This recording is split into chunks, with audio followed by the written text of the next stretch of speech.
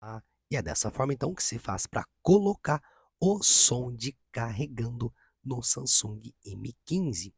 Para fazer isso, pessoal, vamos em configurações, som e vibração, depois som do sistema e temos a opção de carregando.